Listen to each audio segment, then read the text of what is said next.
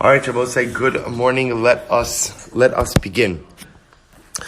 Thank our TALMUD TORAH sponsors for the month of Adar Al. To thank Paul and Kathy Pollack for dedicating all the Shulman Drashos this month in memory of Paul's grandparents, Zechariah Ben Zechariah and Dinah Bas Reb Dov. To thank Art and Sherry Miller, our TALMUD TORAH sponsors, for dedicating all the Shulman Drashos this month. In loving memory of Art's brother, Richard Miller, Reuven Ben Betzalel of Rachel. And our week of learning sponsors, Ayal Sara Steinberg, for the refuah sheleimah of Shulamis Bas Susha. We hope that on the merit of our TALMUD TORAH, all of the neshamas will have an aliyah. Those who need a refuah should have one together with kol cholei. So, and I will say with that, I'll also mention, we dedicate our learning to our brothers and sisters, to Achinu B'nai Yisrael, who are literally undergoing incredible difficulties in the various communities in the Ukraine. I was at a conference call yesterday with 5 rabbanim from the communities in Ukraine, and it's overwhelming to see what's happening. People hunkered down in basements for days, some able to get out, some unable to get out. Food is running low, supplies are running low. It is a very, very, very serious matzav. And again, you could see that just in the news this morning, Russia is pounding Kharkiv and Kyiv with they're saying now cluster, but crazy, absolute craziness. Dozens of civilians killed in a shell that hit an apartment building. It's a serious matter for the world, and it's a serious matter for Am Yisrael as well. And it's in these moments that we really have to take upon ourselves something extra as well, to rededicate ourselves to our learning. There's community Tehillim tonight at 8 o'clock p.m. at Shomrei Amunah. If you can go, we should all go. In other words, just to be part of a community, to daven together, and to take some other Kabbalah upon ourselves. It's a scary matter. It's hard for us to wrap our heads around 2022, living in a basement, in what should be a civilized country, but this is what many tens of thousands, if not hundreds of thousands of Jews are experiencing right now. And it behooves us, as all of us feel in Achrayus to greater Klal Yisrael. We don't just live for ourselves, but we live as part of a nation to do our part. It's important to give tzedakah. There are various causes collecting for this. The OU is collecting, Agudas Yisrael is collecting, Hatzalah is collecting. So wherever you want to contribute. This is not for luxuries, right? This is not to send people away for a 5-star Pesach vacation. It's food. It's literally food. It's food and resettlement costs, because many of these people are going to lose their homes. They're going to lose everything that they've worked for. And if we could help out with a little bit of money, that's not going to make a dent in our finances. It's absolutely incumbent upon us. So to give tzedakah, to daven, to rededicate ourselves, maybe to take on a Kabbalah, take on something extra. And the Meretz Hashem, in the Susha of our learning this morning, in the Susha of everything we're going to do, Kadosh Baruch Hu, Meretz Hashem should take care of all of Klal Yisrael and every Ayal Sara. Well, so with that, let us begin. So today's daf is Chaf. We are picking up Meretz Hashem on Yotes Amud Beis 19b. We're picking up 2 lines up from the bottom. I will say, so really we have some fascinating sugyas ahead of us today. So the Gemara says as follows: Amar Rav Mari. Rav Mari said, Shema Mino Chulin Shenasu Al Taras HaKodesh Kekodesh Damu. So we'll say, remember again, we discussed this in passing a little bit in the Mishnah. It's actually fascinating, by the way. I just want to point out, those of you who are doing Mishnah Yomi will notice the incredible intersect between our sugyas. Because in fact, again, in today's Mishnah Yomi, I just posted it earlier this morning. In today's Mishnah Yomi, you will notice that there's the concept of becoming a chaver. Yesterday we had the concept of becoming a ne'eman. And ultimately, again, the Mishnayos discussed the concept of chulin shenasu al taras hakodesh, which is really, really amazing. So chulin shenasu al taras hakodesh is exactly as it sounds, which is a person is makbid to go and eat their chulin, which means unconsecrated unconsecrated produce, with the same level of sanctity with which one would treat karbanos. Right? So that's chulin shenasu al taras hakodesh ki kodesh damu. So the Gemara says, you see from here, you'll see where we see it, but you see from here that the way we look at chulin, that is, we treat chulin that is prepared with sacrificial sanctity, which put it in the same category as kodesh. So the Gemara says, mimai. How do you know that? And I will say, what that means is, remember, our Mishnah on Yud Ches Amud Beis outlined a series of halachos regarding ritual purity. So what the Gemara is just saying is, when it comes to ritual purity of chulin, shenasu al taras kodesh, we treat it like kodesh. Mimai, how do I know this? Top of chaf. Midalo katani behu maila. Now, what is very interesting from the fact that ultimately, again, we don't go ahead and attribute to it attribute to it another level. Now look at Rashi. Tap Rashi Chaf Amud Aleph. Rashi says, Lomar, big day prushin ha'ochlin chulein betaras chulin medris la'ochle betaras hakodesh. Remember again, the Mishnah did not contain a category that said as follows, that the people who go ahead and eat their chulin, like chulin, betaras chulin, that their clothing is tumas medris for those who eat their chulin in a state of taras hakodesh.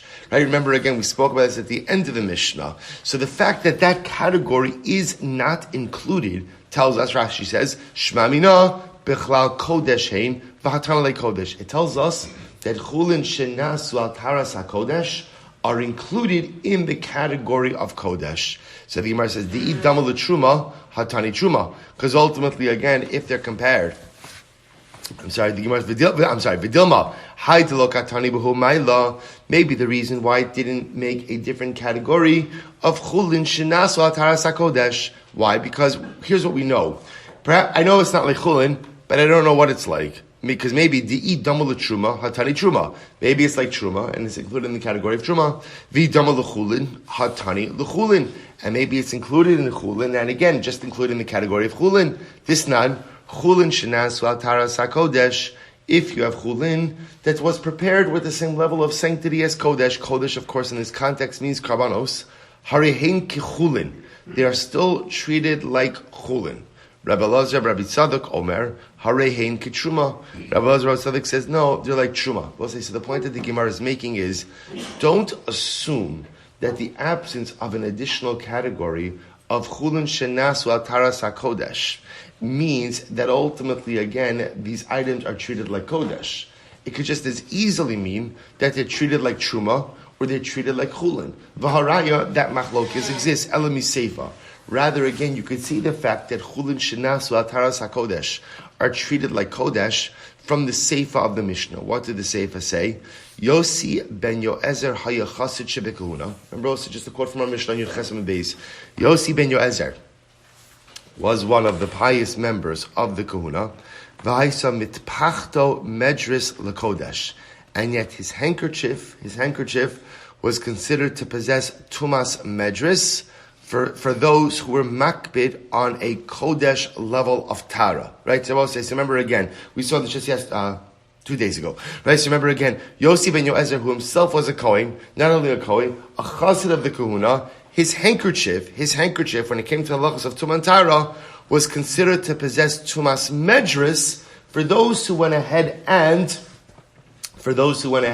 were makbid to maintain a level of sanctity for Kodesh. Similarly, Yochanan ben Gudgada haya ochel al taras hakodesh kol yamav.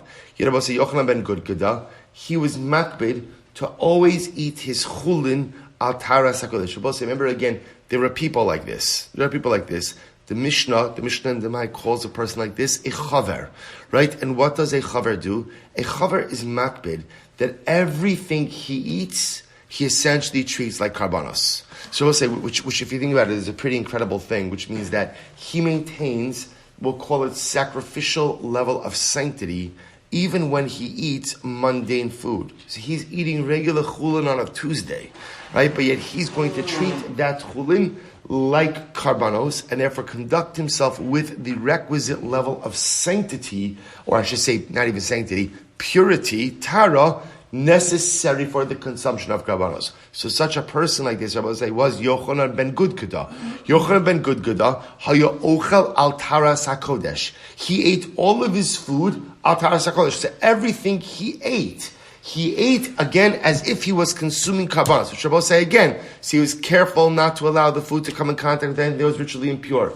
He was makbid himself to always remain in a constant state of ritual purity. And yet, v'haisa mitpachto medris lechatos. Yet his handkerchief was considered to possess tumas medris, right? Tumas medris like a zav that supports his weight on something that gives it tumas medris. Yet his handkerchief had tumas medris lechatos. Never say. Remember again, what's chatos? Paraduma. Right? Paraduma is the highest level of sanctity. So let's deconstruct this ourselves. So Yochanan ben Gudgada, who was makbid to eat even his chulin al taras hakodesh, with a level of sacrificial sanctity. So the Mishnah said his handkerchief was tumas medris for those who dealt with chatas, for those who dealt with paraduma. What do you see from there? His handkerchief was considered to be tumas medris for chatas, but not for what? Not for what? Not for kodesh. What do you see from here? Lechatos in the kodesh lo alma kasavar chulin shenasu al taras hakodesh ke kodesh damu. What do you see from here? From the fact that Yochanan ben Gudgada's handkerchief was only a problem of tumas medris for chatas, for para aduma, tells us that a person who is makbid to eat his chulin al taras hakodesh, such chulin has, we'll call it kodesh sanctity. So therefore his handkerchief was only a problem not for kodesh, but only a problem ultimately for the level above, which was chatos. Okay, incredible. So we'll say that's the raya from the Mishnah, that chulin shenasu al taras hakodesh, that when chulin, we'll say all it's saying is like this: chulin, which is unconsecrated produce, that you prepare and that you treat with the same level of sanctity as karbanos, has carbonic sanctity. That's all it's saying. It has carbonic sanctity for what? For the halachos of tuma and tara. That's all it's saying. So therefore, again, when you treat it with carbonic sanctity, you endow, quote unquote, endow it with carbonic sanctity. It's still chulin. It's not karbanos. But for the halachos of tuma and tara, it will have the status of karbanos. Incredible. But see, now we come to three very interesting cases. So we'll say these are the three cases that are going to serve as the basis for our conversation for pretty much the rest of the daf. So the Gemara says as follows. So we'll say I'll just point out. If you just look, I'm sorry, let me just bring you back. If you look at the last Rashi on your Tessamud base, I meant to read this. Let's say, you're thinking to yourself, why would a person eat their chulin like this, right? After all, again, this is a heightened level of halacha, right? A person is eating all of his chulin, b'taras hakodesh. So just look at Rashi, shnas taras hakodesh, adam harag yelechol kodshim. Now we'll say, by the way, who would normally do this? Kohanim would do this, right? And which Kohanim? Kohanim who were accustomed to eating karbanos. So if you were a Kohen and you regularly ate karbanos, mikabal alav le'echol chulav b'taras hakodesh, kadesh yu b'nei beso zehirin u'bekiyin b'taras hakodesh. I will say, normal people don't do this. The only person who would really do this would be a Kohen, right, who is eating karbanos. So if you're a Kohen who eats karbanos, it's dangerous to kind of have two systems of consumption going on in your house. Right? We eat one way when we eat karbanos, and we eat another way when we eat chulin. It's just dangerous because inevitably people are going to make mistakes with karbanos. So there were kohanim, therefore, who were makbid to eat their chulin betara. In other words, we have one standard of consumption in the home, and essentially that standard of consumption is like sacrificial consumption. That's the standard. This way, again, everything we do in the house has that same standard, whether we're eating chulin, whether we're eating kosher. So we'll say that's why a person would do it. And therefore, halacha l'maisa, what the Mishnah, what the Gemara says is that a person who treats his chulin b'taras hakodesh, essentially, at least halachically, endows his chulin with that same level of sanctity, and therefore, vis-a-vis the halachos of tum and tara, that chulin will be treated like kodesh. Good, that's it. So Rabbi Yochanan ben Allah, supposed to listen to these cases. Nafal maf. So we'll say, just by the way, there happens to be a good Musar Haskell in that in general, which is that sometimes it's hard to live with two sets of standards. Right, and many of us try to do this, but it doesn't really work. It's kind of like people who are honest in business with fellow Jews, but take liberties with non-Jews. I'm not a businessman. Don't do business with people like that, because once you're cutting corners with someone, you're going to cut corners with everyone. That's Aleph. And I'll say even ourselves, like, to be honest, most of us live with two personalities, right? We have an external persona and a internal or personal persona. And the image we project to the world is rarely the totality of the full person we are behind closed doors. And it's hard to be kind of like spiritually schizophrenic, right? We often have like these two identities. We have these two standards. In public, where other people can see, I'll do X. In private, where other people don't see, I'll do Y. And it's hard. It's hard to lead two lives. and it's hard to prop up two identities, and it's hard to kind of live in two worlds often that are contradictory to each other. So sometimes in life it's good to eat your chulin b'tara, right? It's good to say, you know what? I'm adopting a standard, and this is going to be my standard, my guiding light in public and behind closed doors as well. It's hard. It's really, really hard, but halavai is something that we should aspire to and something one day we should achieve. So the Gemara goes, right, Amar Rabbi Yonasan ben Elazar, Nafla ma'afarto hemenu. These are great. So you have to admit that, when you take the time to kind of unwrap Tuman Tara, it's riveting. It's absolutely riveting, and it actually makes a lot of sense. We tense up when we get to these sugyas. We tell ourselves, "No, I'm gonna understand this," but the truth is, it's actually very attainable. So I'm Rabbi Yonasan ben Elazar. Nafla ma'afarto hemenu. Here's the case. I drop my cloak. I'm the chaveru tinali. I say to my friend, "Give me my cloak." Minasnala. My friend gives it to me. Tmeya. My cloak is now tamei.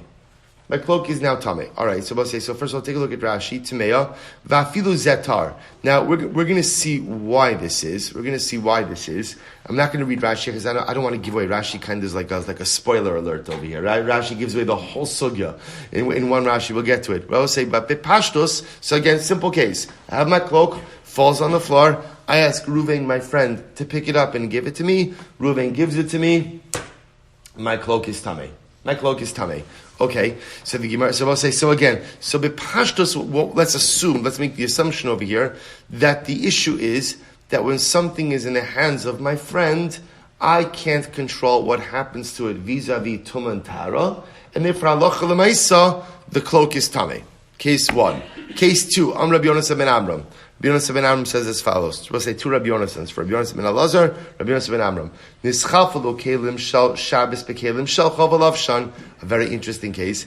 I go in to take out my Shabbos suit, but instead I pull out my weekday suit. Right? So what happens? So, nischafalu kelim shal Shabbos bekelim shal chol. Sorry, just the opposite. I go in to take out my weekday suit, but I end up pulling out my Shabbos suit, v'lav shan, and I wear my Shabbos suit, nitmu. My Shabbos suit is tamei. Okay, look at Rashi just a moment. Kelim shal Shabbos, kelim shal chol. Kasavar lital b'gadav shal chol v'natal shal Shabbos. I wanted to take my weekday suit, but I ended up taking my Shabbos suit. Nitmo, Rashi says, Kasavar lital hashla d'sirle v'shamar davar b'cheska shu davar zeh v'nimtza shu davar achin shim. So we're going to see when it comes to halachos of tuman tara, there's two incredible, important principles, and they're really intertwined. Number one, tuma can't have hesach hadas. In order to maintain the ritual purity of a particular item, you must be fully aware of that item. And any lapse of awareness of the item, by definition, results in tumah. Rabbi say, by the way, I'll tell you one of the areas where we actually practice this halacha. The Beis Halevi brings down that by afikomen, right? Why do we eat afikomen on Pesach? We eat afikomen to be zecher lekarban Pesach. Right, to remember the Paschal Lamb. What do we do with the afikomen? You break the matzah in half. What do you do with the half that's the afikomen? You wrap it up and you put it by you. Why do you wrap it up and put it by you? So the Beis Halevi says, because a carbon requires shimur. You're not allowed to let a carbon, once you designate an animal as a carbon, you can't let that animal out of your sight. You're obligated to watch it. The afikomen, which represents Karban Pesach, needs to be guarded, since it's a sacrificial item. The way I guard it, right, is I wrap it up and I put it by me. With Tumah, the moment that there's Hesach Hadas, the moment that there's a lapse of awareness, is the moment that an item becomes Tameh. It lacks Shimur. So therefore, Abba say, in this second case over here, Bepashtas, what we're assuming is like this. I had in mind to take out my weekday suit. Instead, I went ahead and took out my Shabbos suit and put on my Shabbos suit. So the Shabbos suit is Tameh. Because the assumption, we'll see, but right now the Havamina is that you can't, the only way to have proper awareness, proper shimur, is to know exactly what it is that you're watching. But if at the end of the day you think you're watching A, but it really turns out to be B, that's hesach hadas. That's a lapse of awareness, and therefore the item becomes tameh. Third case. We're going to explain all these cases.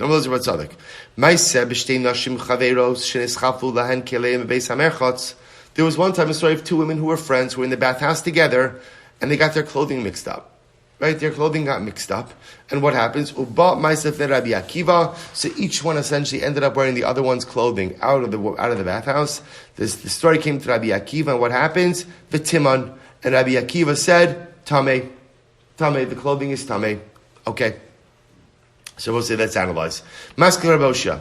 Elameato. Okay, based on Rabosha. So really, what's kind of coming out of all of these stories, there's a common theme. The common theme is Hesachadas, right? A lack of awareness, right? So in case number one, right, my friend was holding my garment, so kind of it was out of my domain. Hesachadas, that's what we're assuming. Case number two, I thought I was wearing my weekday suit. It turns out to be my Shabbos suit. Lapse of awareness. Case number three, right? Rachel and Leah mix up their clothing. Rachel thinks she's wearing her clothing. Leah thinks she's wearing her clothing. Hesachadas, Tuma. Okay. So Maskef Raboshe Alameata, by using this logic, Hoshit Yadola Salito Paschit and Vaoslo Pasorim, Hachanami Dinitmes. But so what about the following case? I put my hand into a basket to take a loaf of wheat bread. But it turns out that I take out a loaf of barley bread. Using this logic, what should be the halacha? The barley bread should be tameh. Because after all, again, what you're saying is a case of mistaken identity is effectively hesachadas. So therefore, again, the loaf of bread should be tameh. Maybe you'll say, yeah, this is indeed the case. Well, it's not.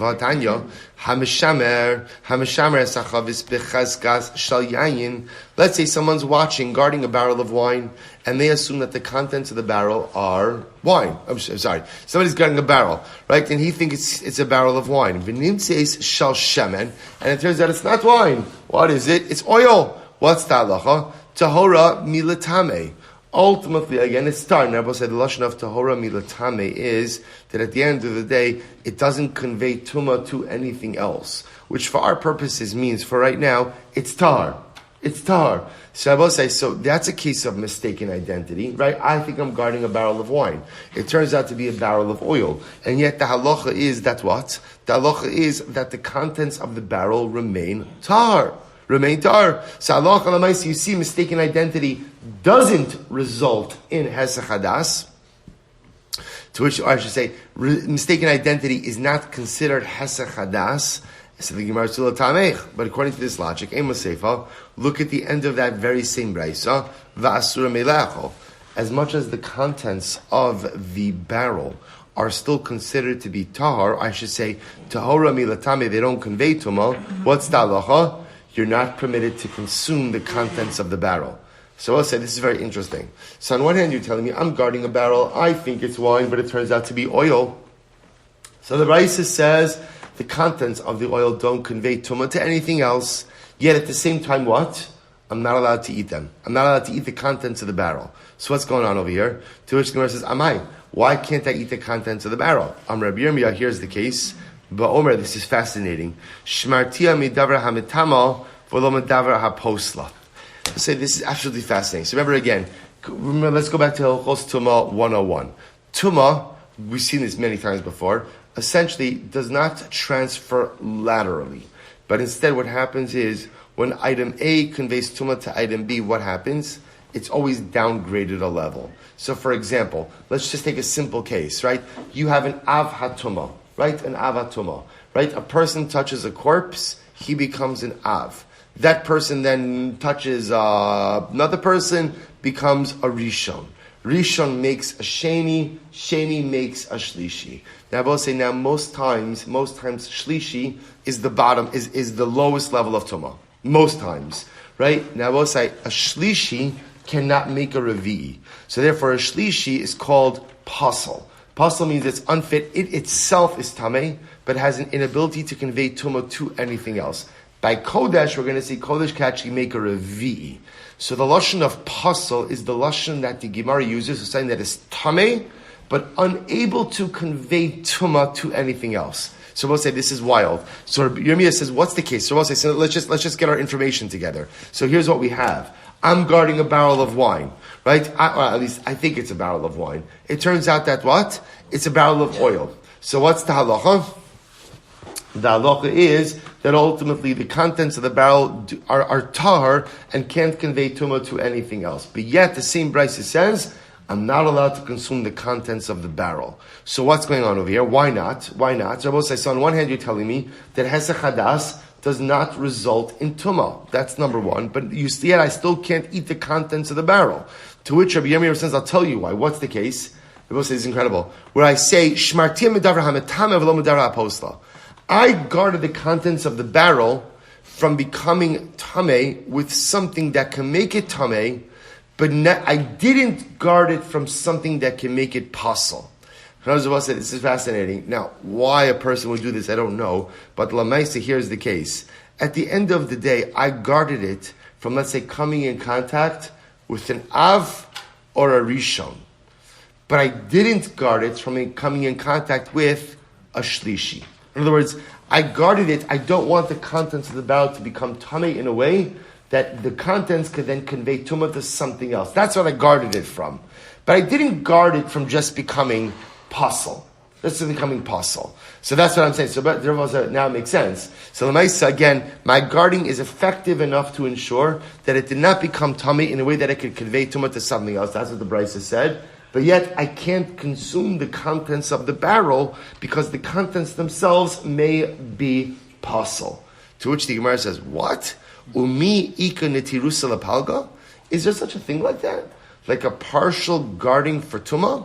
That I'm guarding for A and B, but not for C? So I'm going to make sure it doesn't come in contact with an Av or a Rishon, but I'm not so concerned when it comes in contact with a Sheni. Is there such a concept like that? To which the Gemara says, there is. Vatanya, listen to this. I'll show you the proof to it. Hoshit yado b'sal, v'asal al ksef. Listen to this case. I put my hand into a sal as a basket, and ultimately the basket is on my shoulder. V'hamagrefa b'soch hasal, and there's a shovel inside of the basket. V'haya b'libo ala sal, v'alo haya b'libo ala magrefa. And about say, in my heart, I'm careful. Ultimately, again, about, and I say, by the way, there are also figs in the basket. That's the chap over here. Rashi points out, right? There are figs in it. So, basket, figs in the basket, shovel inside of the basket as well. So now, what happens? And I have in mind to go ahead and watch the basket and the contents of the basket. Ultimately, again, but regarding the shovel, I'm not careful to guard the shovel. What's the halacha? Hasal tar v'magrefa tmeya. Ultimately, again, the basket is tar because I had in mind to be vigilant and watch the basket. But interestingly enough, the shovel, which Rashi says is a metal utensil, is tameh. Why? Because at the end of the day, I was careful, I was makbid to watch the basket, but not careful to watch the shovel. The shovel sitting in the basket. So what do you see from here? That you could have kind of qualified das. I could have qualified intentionality to go ahead and guard something from tumah. So the Gemara says, but I don't understand. Hasaltar tetame hamagrefa l'sal. But I don't understand. If now you're telling me the shovel is tameh because I didn't have in mind to watch it, so shouldn't the shovel then go on to make the basket tameh? To which the Gemara says, no. In kli metame kli. We'll say hilchos tamantara. One utensil cannot make another utensil tameh through contact. Therefore, even though now the shovel is tameh, the shovel will not make the basket tameh. The tameh masha besal, but shouldn't the shovel make the figs right inside of the basket tameh? Amravina kilot ba'omer shemartiv midavar shemetamo v'lo midavar haposla. What's the case? The case is where I say I watched the figs from becoming tameh with something that ultimately, again, could convey tumah to it, but not from something that could go ahead and make it possible. So I will say, so what do you see from here? You see from here that halacha l'maisa, the ability to go ahead and watch something partially does work. So I'll say, which is really fascinating, that I could go ahead and have in mind that I'm guarding something in a way that it shouldn't become tameh in one fashion, but yet I'm not guarding it from another fashion. In other words, I'm careful that it shouldn't become tameh from an Av, from a Rishon, but I'm not so makbid if it becomes tameh from a Sheni. Okay, so Miko Makom Kasha. So here's the problem. But ultimately, again, we still have a problem, what we said before, about the case of the barrel of the wine and the oil, because at the end of the day, it said that it's tar milatame, to which the Gemara says, Moshe Rabba Baravua, listen to this case. Maisa bi'isha achos shabasa lifnei Rabbi Yishmael. We'll see another interesting case.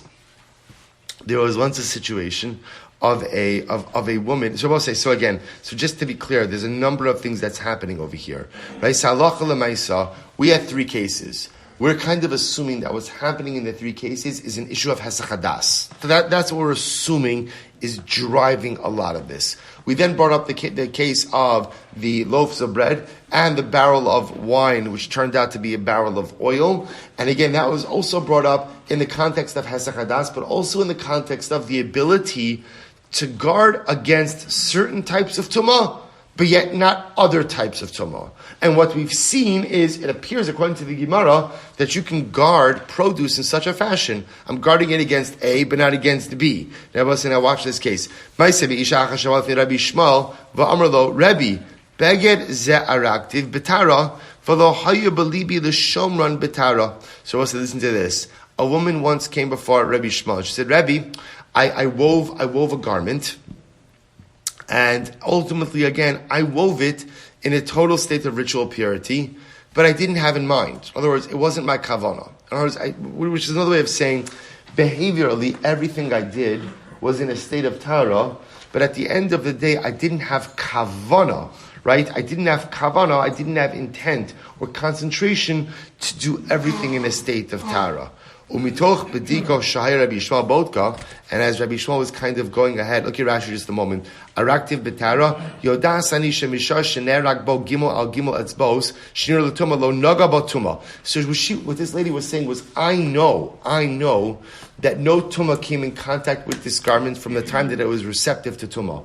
When does a beged become receptive to tuma? Once it's 3 finger breaths by 3 finger breaths. So this lady was saying, I know this garment did not become tameh, but I didn't have in mind to maintain its state of ritual purity. So says the Gemara, so listen to this. Umitoch b'digo she'haya Rabbi Yishmael b'duka. Because Rabbi Yishmael then was talking, let's talk, tell me everything that happened. So it turns out as she was recounting the circumstances, Amrla Rebbe, Nida mashche imi b'chavel. You know what the truth is? There was a woman who was in Nida who was helping me with some of the thread. That I will say, a woman who's in Nida has the ability to convey tumah to a baged. So I will say, what do you see from here? What you see here, I will say, is that when you don't have explicit intent for something, you can't guarantee the quality or the nature of the circumstances. So here, this woman was convinced that she had created this beged in a state of tara. But then as Rabbi Yishmael is just talking out the circumstances with her, so you know what, you're right. There was that woman who was the nida who helped me with some of the thread. And so it turned out that the beged itself was temeah. Rabbi will say, highlighting the yesod that what? If you don't have kavanah to maintain tara, then by definition you can't assume that Tara is there. Rabbi Yishmael said, Rabbi Yishmael, Kama Gidol Divrei Chachamim, She'omrim Beliba L'Shomro Tar, In Beliba L'Shomro Tameh. How great are the words of the Chachamim, where the Chachamim say, that Rabbi say, if you have hesach hadas, if you do not concentrate, if you do not have specific intent to maintain the Tara of an item, you cannot assume that it remains Tara. Rabbi say, what a profound yesod. You want Tara in life? If I want Tara, if I want purity, I want holiness in life. Holiness in life does not come with hesach hadas. If I fall asleep at the wheel and just live life on cruise control, you cannot assume that I reached a level of Tara, because there is tumah that attaches itself to us all of the time without us even realizing it. If you want Tara out of life, Tara requires vigilance. Tara requires thought. Tara requires concentration. And most importantly, Tara requires constant awareness to my surroundings, to my influences, and to my circumstances. The moment that there is hesach hadas, I will say, what a metaphor for life. The moment that I have a lapse of awareness about how I'm living, what I'm doing, the decisions I'm making, is the moment that there's tumah. Right? When there's hesach hadas, I will say, you want Tara in life, Tara requires constant awareness. So the Gemara goes right to another story. There was another story of a woman who came to Rabbi Shmuel. Amar lo, Rebbe, same story. Woman comes along, she says, listen, I wove this particular mat in a state of Tara. But I didn't have intention to guard it. So I know that it's tar. Because nothing tummy came in contact with it, but I never had specific intent to guard it against tuma. Listen to this. And as Rabbi Shmuel was talking out, Rabbi Shmuel is just. It's interesting how so many times in life, when you just talk out circumstances, you become aware of things that you weren't even consciously thinking about. So Rabbi Shmuel was just telling her, let's retrace your steps, right? So tell me about the process of going ahead and making this garment. Amar lo, she said, you know what, Rebbe, neima nifsika ukishartia bepeh. At the end of the day, as I was weaving, what happened? One of the threads broke, and I went ahead and I tied it back together with my mouth. In other words, she's saying I put the thread in my mouth to tie it back together. Now we'll say, what's the problem with that? Interestingly enough, remember, saliva is one of the liquids which makes an item receptive to tumah. So it turns out that there's the possibility that there was wet saliva on this garment that made this beged receptive to tumah. She didn't even think about this because this just happened in the process of sewing. Rabbi Shmuel, so what do you see from her? So therefore, again, because she wasn't concentrating and because the beged was potentially receptive to tumah, you can't assume that it's tahar. Once again, Rabbi Shmuel, kama gedolim divrei chacham shel omrim baliba l'shomer tahar. If you have in mind to watch something, to guard something, then you can attest to its level of ritual purity. Ein baliba l'shomro tameh. But Rabbi say the moment that you're not paying attention, Rabbi say it's so profound. It's true again. It's true for begadim and it's true for us in life. So Rabbi say when you are guarding something from ritual purity, if you have active kavana to guard the item is tar. But if you have hesach hadas, if you have a lapse of awareness, right, you just stop guarding it. You ain't belibo, then ultimately you cannot assume the item is tar. And I'll say again, if it's true for a beged, alachas kama v'kama, it is true for us in life. The most dangerous thing in life is hesach hadas. When you have a lapse of awareness, you stop concentrating on how I'm living, on what I'm doing, on how I'm acting. The moment I stop concentrating on how I live and what I do is the moment that Tara leaves the building and it is replaced with Tumah. Incredible. So let's listen to this. So now let's go back to the three cases. Rabbi Elazar Bat Tzadok, his was the case of the two women in the bathhouse. So remember again, they came before Rabbi Akiva, and what did Rabbi Akiva say? Everyone's clothing is tameh. Everyone's clothing is tameh. So the Gemara says, that makes sense. Because we'll say it's possible that what? Most people are ameh ha'aretz. Right? So we'll say, what do I mean by that? Most people are not really knowledgeable, or for that matter, vigilant in the laws of Tumah and Tara. So therefore, again, in the case of the two women who mixed up their clothing, Rachel's going to say, Leah is a very nice lady, but she doesn't know the laws of Tumah and Tara. And Leah is going to say, Rachel's a very nice lady, she doesn't know the halachas of Tumah and Tara. So that's why, again, it makes sense. They swapped clothing unintentionally, and therefore, by definition, everyone's clothing is going to be tameh. Rabbi Yonasan ben Amram, Nami, listen to this, Kevan de Kilim de Shabbos Avidu Shimur Tfei. So let's remember again, Rabbi Yonasan ben Amram, his case was, I went in to get my weekday suit, but instead I took out my Shabbos suit. Right, so the Gemara says, right. So what happens? So Rabbi Yonasan ben Amram, so what's the case there? Listen to this.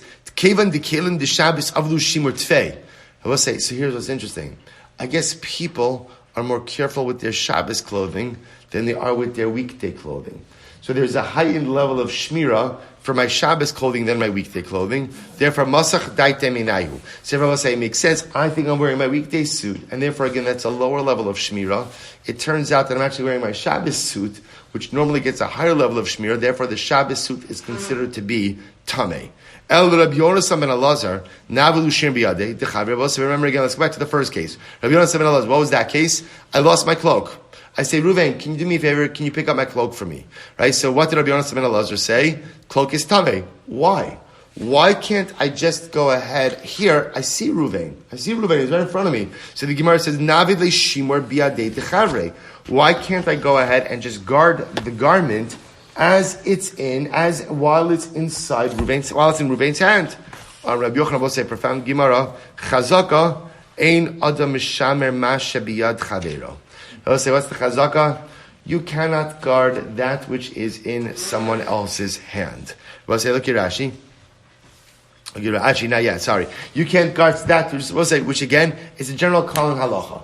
A general call in halacha. You can't guard that which is in someone else. Once someone else has it, we'll say, now again, to be clear, what's the case here? Where's Reuven? He's right in front of me. He's literally right in front of me. But the Gemara says you cannot exert your shimur, right? My shimur means I have to guard an item to maintain its level of tara. When something is in someone else's hand, I can't guard the level of tara. So the Gemara says, "Velo, is that true?" Amud Beis, Vatanya, we learned Hari shahayu chamarav Pollack to in Toros. So we'll say, listen to this interesting case. It's fascinating. I have Baruch Hashem a business. I'm transporting items. And what happens? I have donkey drivers and I have workers and they are transporting Tohoros. So we'll say, now again, Rashi points out, Chamar v'polav amei aretz. So my workers and my donkey drivers, they're amaratzim, right? They don't know the laws of Tumantara. Now here's an interesting case. But yet I need them, but yet I'm in the business of Taros transport. That's my thing, right? So I transport Taros. So I need my workers now to transport my Taros from point A to point B. So how do I do this? So the Gemara says, even though I will say now, obviously, if I'm going ahead and I'm traveling with my workers, great. So I'm traveling with my workers, I keep an eye on them. The Brisa says, even if I'm not traveling with my workers, even if I am a mil, just significant distance away, even if I'm a mil away from them, taros of Tohoros. The taros are still tar. Now, I will say, now, that's pretty incredible, because what does that say? That Allah, even though I'm not there with them, we still assume that the taros are tar. That seems to contradict what we just said before. We just said before, anything you have that's in someone else's hand, you cannot assume retains its taros status. Yet here, the items are able to retain their taros status, even though what? I'm a mil away. There's another case. However, vim amar lahem, but if I said to my workers, and then what? So, by the way, when it says taros of Tohoros, look at Rashi, vein choshishin shema nagu. So I will say, interestingly enough, we're not choshesh that while on the road my workers put their hands into the barrel and touch the taros. So I will say, however, but if I said to my workers, you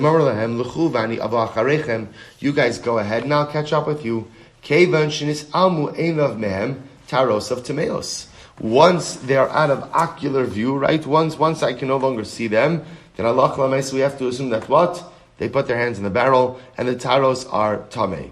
So the Gemara says, I don't understand. Maishna reishna, maishna seifa. I don't understand what I will say. The cases seem to be the same, yet the results are different. Case number one, my workers who are amei aretz, and therefore don't know halachas of tuman tara, they're transporting my taros, and yet the halacha is what? The taros are assumed to be tar, even if I'm more than a mil away. Case number two, I tell them, guys, you go ahead, and I'll catch up with you. Once they're out of sight, we have to assume all the taros became tameh.